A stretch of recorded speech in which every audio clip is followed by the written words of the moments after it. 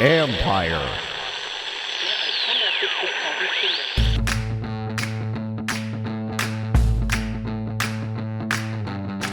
Hello and welcome to my podcast. Do me a favor, subscribe to the John Con Report.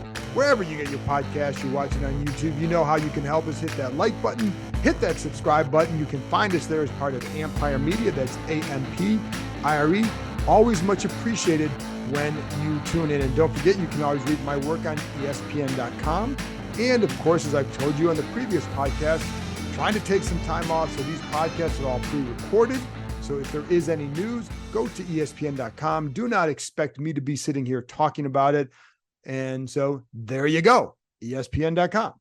Today, I'm joined by Washington Commanders coach Ron Rivera as we talk about Eric Bieniemy. Now, I talked to Rivera several weeks ago in his office for a story that I wrote on Bieniemy that is up on ESPN.com. It was up there about a week and a half ago or so, just about the early impact that Bieniemy has made with the Commanders. Now, one thing we know, there's a lot of things we've talked about, and there are some things that we won't know that can't be answered until the season begins. The impact of changing the scheme, and I think this change is beyond just schemes. Schemes aren't, it goes beyond schemes as far as what works. Now, the scheme has to match the talent. I get that, but within schemes, there are ways to match the talent, to work with the talent you have. So I get all that, but it goes beyond that. I don't know what kind of a play caller Bieniemy is going to be. There is an art to it. Kyle Shanahan is a fantastic play caller. I think there are a lot of guys who are really good play callers. And so I don't know how Bieniemy will do in that role. And we'll find out during the season. How will the scheme help the offensive line? We'll find out during the season. I do think there are ways it can help, but is that enough to offset where maybe they may have some holes or weaknesses?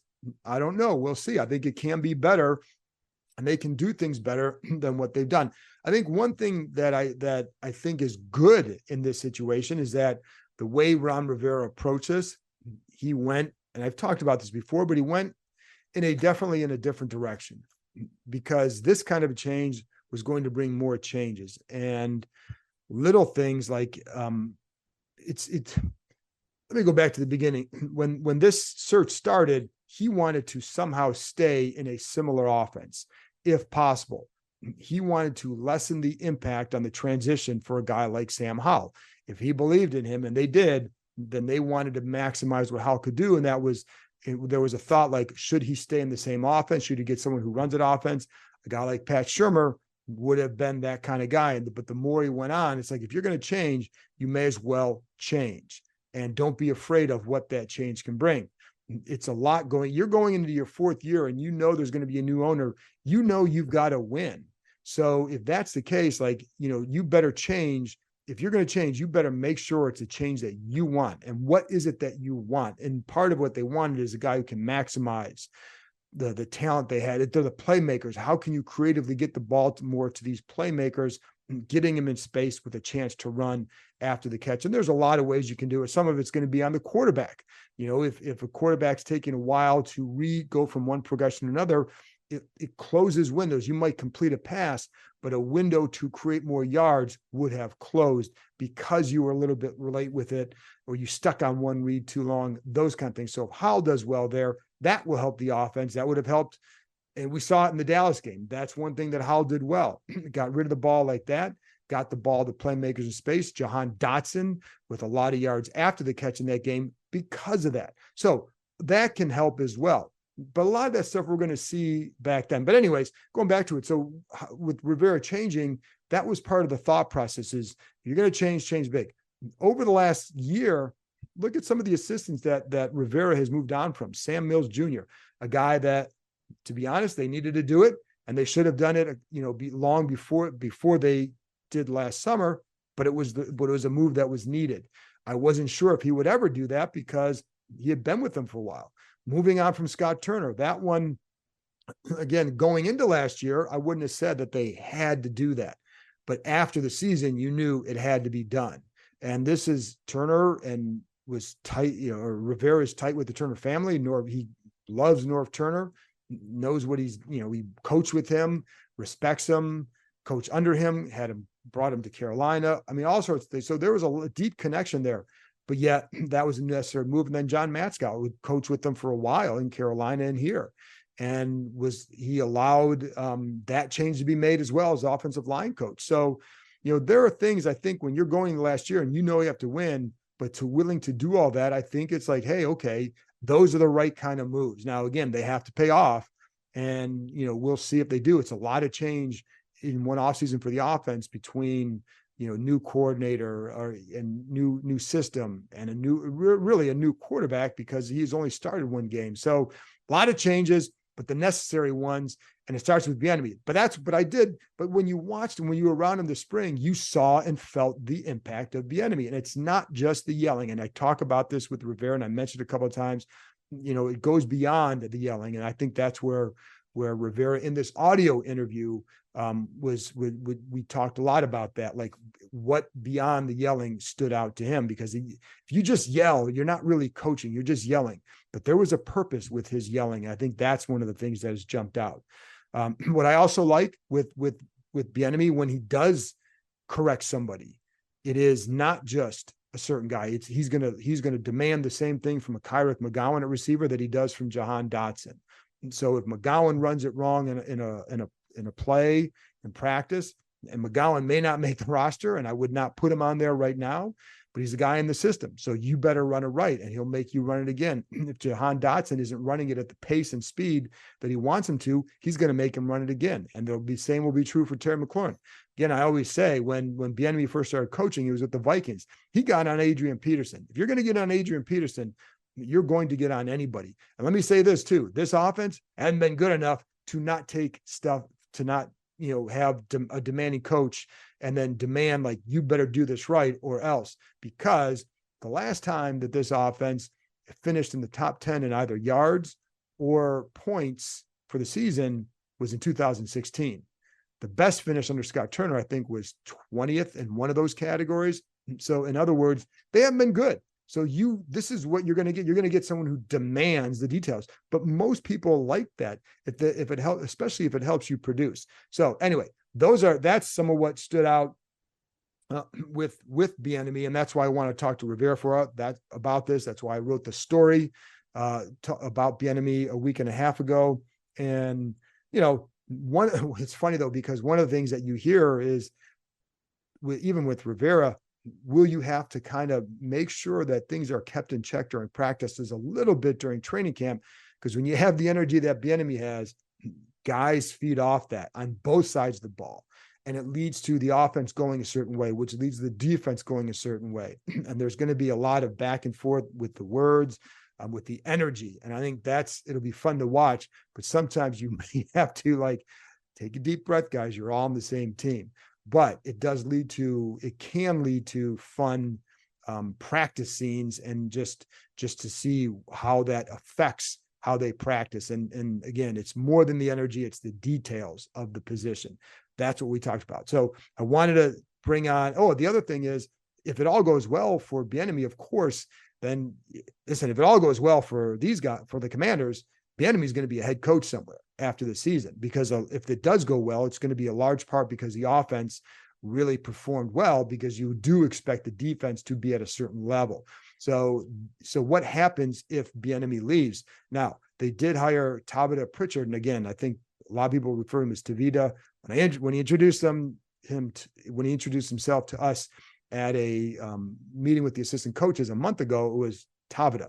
So he is a guy that I think is one to watch in the system. Would he be ready after 1 year to be a coordinator? I don't know. But if Bieniemy can stay here a couple years, then I think he would be the guy that you would assume would probably take over, because I think there's a lot there that they're excited about with his potential as a position coach. For now, he'll be coaching the quarterbacks, but we'll see where it goes. That's a discussion for another time. But I did want to talk about the impact on Bieniemy. Now, before I get that, because it's a summer and because there's not a lot going on with it, and do want to give you a couple more minutes on something that I always like talking about, which is barbecuing.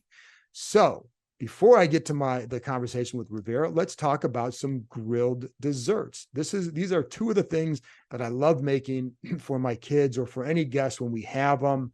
And I don't make them all the time. You're talking about maybe a couple of times a year, but they're always a hit and they're not very hard. So the first one is a grilled banana split. And I have talked about this on here before. So for some of you who've heard this before, if you're new, it's one of my favorite things to do. So you just take a banana and you slice it, you don't peel it, slice it in half, take some melted butter, drizzle it into the banana, put some chocolate chips in there with it, wrap it up, put it on the grill for about 8 minutes, take it off. It's nice and gooey, all that chocolate. Then you put your ice cream in there and have fun. That's a home run every time. The other one is one that I kind of came up with on my own. Actually, it wasn't, I shouldn't say that. That's not true. But it's one that I saw and then I kind of combined some things that I saw and read about, but it's grilled pears. So what I do is slice the pears in half and drizzle some melted butter on each side, on the pear. Scoop out the seeds and all that, but drizzle some melted butter on there, put them face down on the grill for about 3 to 4 minutes, get a little bit of a sear on there, a little bit of, get some lines on there and just get a little bit of heat on there. Flip them over, put some brown sugar on there, let it caramelize, and then take it off. So it's only on the grill for about 6 minutes or so, maybe. Somewhere in that range. So you want to get a good fresh pear, but you don't want the pear being soggy when you take it off or anything like that. So anyway, along with that, I would roast some pecans. So you roast the pecans, chop them up, roast the pecans, and then you take the pears off, obviously, put some ice cream in there, some vanilla ice cream, pretty good. Put some drizzle some caramel syrup over there, and then top it off with the pecans to get that crunch. And that is also a big hit, especially for my wife. She enjoys that. I enjoy that. So now you can go enjoy it and tell them that Johnny sent you. So, okay, there you go. Anyway, that's it for the grilling. Next time I'm going to do something about pork belly. So anyway, here's my conversation with Washington Commanders coach Ron Rivera, talking about the impact that Eric Bieniemy has made already and what he thinks of all that. Here you go. School is out and summer is here, so it's time to plan your next family adventure. With 8 different levels, 16 courses, 250 climbing obstacles, and over 4,000 feet of zip lines, the Adventure Park at Sandy Spring, located in Montgomery County, Maryland, is the largest ropes course and zip line park in the country. Beat the heat and join us after dark for some night climbing. When the sun goes down, the park is lit up, allowing you to climb under the stars. Check out their glow-in-the-park events for extra glow lights and music throughout the forest. Want to keep your feet on the ground? Grab a bite to eat from the food truck and give axe throwing a try. Perfect for first-timers or experts, their projector systems allow you to throw at traditional targets, play tic-tac-toe, Connect Four, or even hunt zombies. Listeners of this show can get $5 off any ticket by entering the code KEIM23DC at checkout. That's promo code KEIM23DC, KEIM23DC. Now open 7 days a week, this is the perfect time of year to get outside and join the adventure at theadventurepark.com. One of the things, just some of the early impressions of EB, right. And just, we can hear the yelling. Yeah. And I would tell people, people say, oh, the yelling. It's yelling to me, it's with a purpose. There's a purpose. There's always a purpose with it. And, but I'm just curious, what are some of the little offshoots of that you've seen, even in some of the offensive guys, because of I remember that one day he gets on Antonio because he crosses the line on a screen. Right. Then in practice, you guys run it, he's at the right depth. It's it would have been a touchdown. Right. What do you see as maybe the offshoots of that, the early impact of just his presence? Let me start from when I brought him in and interviewed him more than anything else.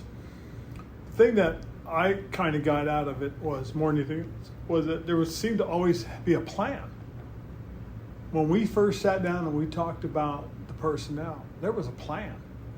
You know what I'm saying? As far as the offense was concerned, he had a plan. He liked Sam from the beginning. He said, I remember when we did him, we thought coming out, he's a pretty good player. This guy we really didn't think about. And I said, wow, okay. He said, he said, guy like that, man, quick release, good decision maker, compact delivery. I mean, he's the kind of guy that, yeah, you can do some things around. So I thought, okay, he's already thought about that. And then I said, what? And he said, and he asked me, he said, well, what are you looking for? I said, look, I'm looking for a guy that's got an offense that gets the ball out quickly into the playmaker's hands.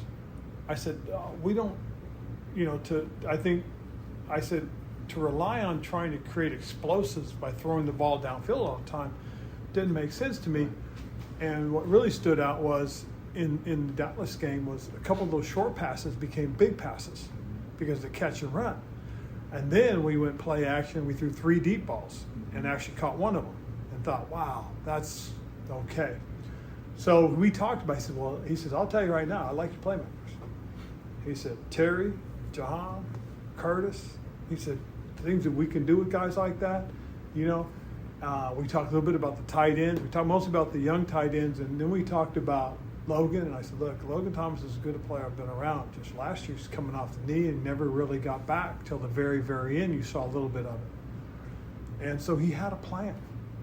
So when we're out on the field and I'm listening to him and I'm thinking to myself, wow, this is his plan. This is what he's thinking about. This is why he's doing what he's doing. Getting the points of emphasis across is I thought was really impressive more than anything else. And that seems to stand out with it too. And can you see guys when a guy has a plan, like, and again, we're still a few months from the season, so this is a first impression of him. Right. But when you have that plan, what's the impact on the players on the field? Like, how do they react? What I believe is they're seeing the results from the yelling. Okay, he's not yelling just to yell, just to be heard. He's yelling to explain, to direct. This is part of our plan, and I think that's what the players see. Mm-hmm. That's why when. You need me closer? No. I want to make sure it was. I always get paranoid if it's not going. So it's going. And I think the players understand that. They understand that he's not just yelling at me to yell at me and try and make an example of me or show everybody he's stronger than me or smarter than me. He's doing it because that's how he emphasizes things.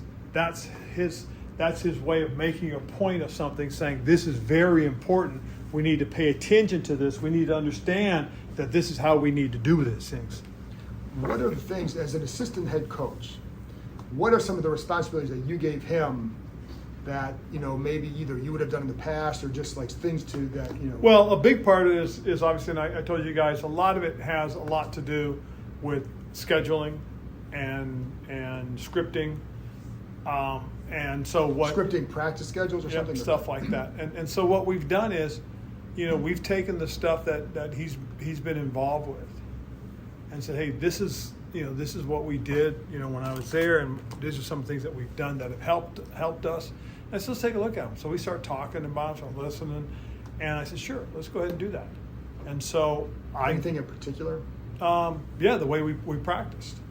There was a little more emphasis on the individual periods, a little more emphasis on the unit, and then on the group, and then team.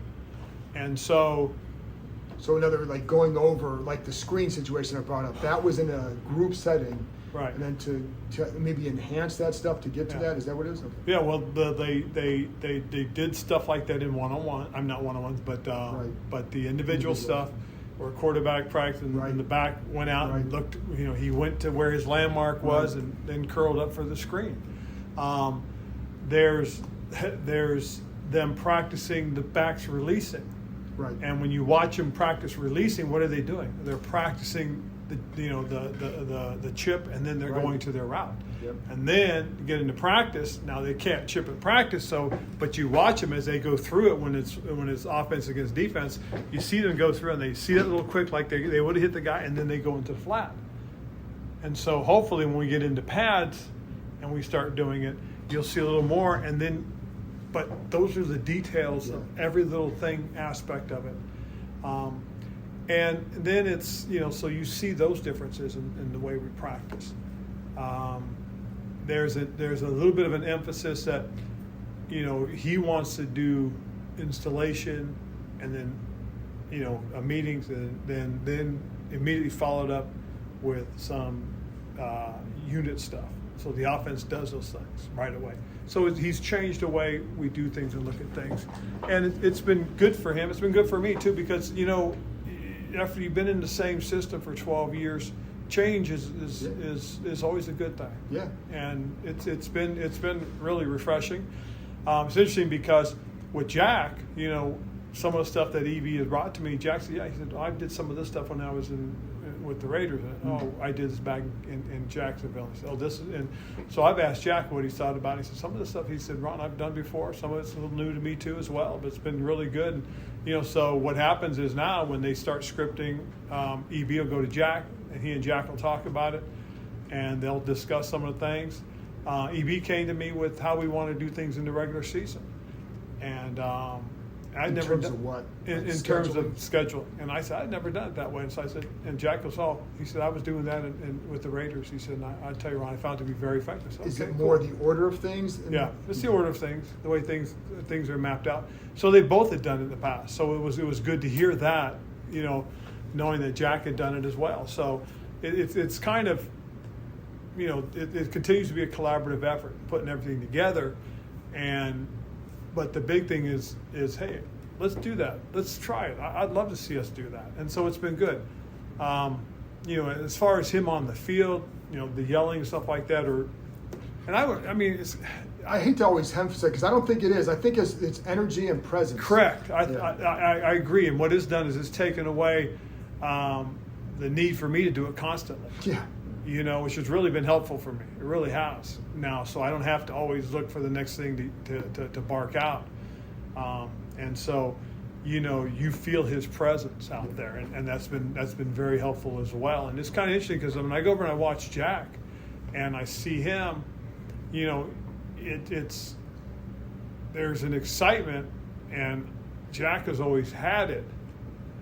I'm seeing the same thing in Eric. Well, you know what? I was talking to a defensive player the other day, and he's like, because of Eric's energy, like they want to match that on defense. The players on offense will say it, but the defensive guys. No, the players know. And it's one of the things that I've already told the players, and I've told certain players, certain leaders, and I've talked to Jack about it. I said, you know, with the energy he's bringing, I said, we got to be real smart in practice. Yeah. I said, because you know these guys are going to want to. You know, and as soon as one starts getting on top of the other, it's going to get really competitive. And I know that, you know, we've talked to Eric about this, but and this isn't the focal point for him to get the head coaching job.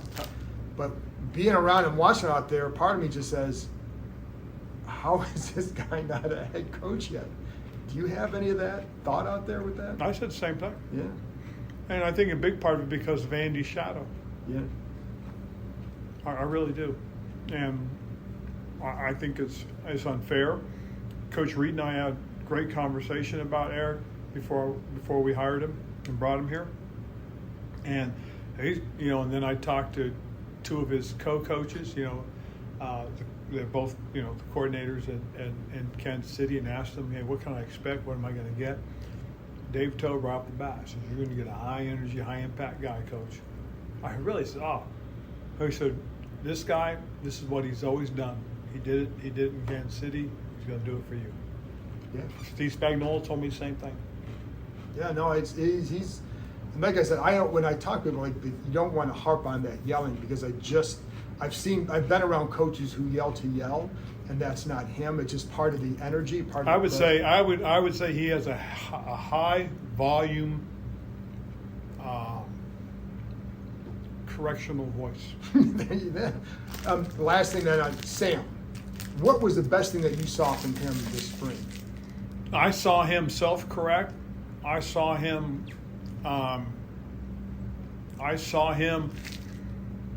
improve. I saw him focus on specific techniques, individual techniques. Like footwork and Footwork, very conscientious of it. His faking, you know, making sure it's believable. It's not just that and go. It's that, you know, hey, I'm turning into it. He's always had quick twitch, so that was good. But I think the self-correcting was really good, and seeing things, because, you know, it's when something happened, he would turn to EB, or he would make the comment out loud so EB could hear it. That he knew right away what he should have done or something? Or yes. And what I also appreciated, though, was the way EB responded. And when he did do it right, and Sam knew he did it right, EB still had something to say positive. It was always everything he did was positive. That I thought was really cool. And then what happened the other day, it was on, was it Thursday or was it Wednesday during minicamp? I think it might have been Wednesday. There was a route combination that we were running, and the idea behind it was to have the dig come in, the shallow, okay, and the opposite side came at an intermediate and the post. So what happened was you had the post clear out first, okay, and he took the post safety. And then he had the dig coming right underneath it. But what we had was we brought the tight end through this. Okay, so what happened, Sam came back and he's looking, and he was looking at the post, and he saw the safety go. So he was bringing his eyes down to throw the dig, the shallow, and all of a sudden he saw the tight end on the cross. And so he hit it. And as soon as he turned to EB, he said, "I was late." And Eric said, "That's all right. You made the read. That's the read we want." He said, and I just happened to be standing next to EB when it happened. And I said, and EB kind of hesitated for a second. I said, "He was late, wasn't he?" He said, "Yes." He said, "But he saw it. He saw it." He said, "That's his third read." Okay, it goes 1, 2. He said, "But if you can see the backer drive and the safety run is the deeper play." And he still completed it. Yeah, that's the quick twitch too. Yes, yeah. Being able to clutch it and throw it, that's the quick twitch. Yeah.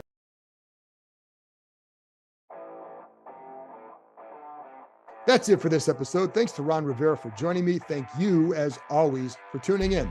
I'll be back with another episode on Thursday, going to play you an audio interview that I had with Emmanuel Forbes, going over his interceptions when he was in college and once he returned for touchdowns. What can you learn from that? What can you learn about him from listening to him describe those plays? So I wanted to kind of play that. I wrote a story about that a month or so ago, but I thought it was an interesting conversation, so I wanted to play it for you. So, talk to you next time.